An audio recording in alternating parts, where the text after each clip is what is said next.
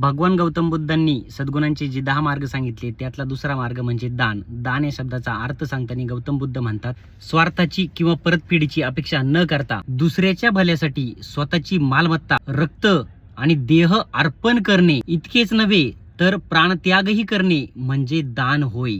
गौतम बुद्धांच्या या दान या शब्दाचा शिवरायांवर किती मोठा प्रभाव होता ते एका उदाहरणावरून दिसतं. स्वराज्य स्थापनेच्या अगोदर शिवरायांनी आणि आऊसाहेब जिजाऊंनी शेतकऱ्यांना बैलजोडी, शेतीचे बी बियाणे, शेती कसवायला दिली, ती पण दान म्हणूनच दिली. त्याचं शिवरायांनी भांडवल नाही केलं.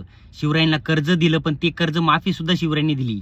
हे आपणास दिसतंय. गौतम बुद्धांनी दान या शब्दाचा किती महत्वपूर्ण अर्थ आपल्याला सांगितलाय. परंतु सध्याच्या स्थितीमध्ये जे दान करतात ते दिसतं, परंतु या दानाचा अर्थ ते भांडवल करून स्वतःचा स्वार्थ साधतात. फोटो काढतात, व्हिडिओ काढतात. सरकार सुद्धा एखादी संविधानिक योजना देताना तिचं भांडवल करतं, जाहिरात करतं आणि आम्ही केलं असं ऊर बडवतं.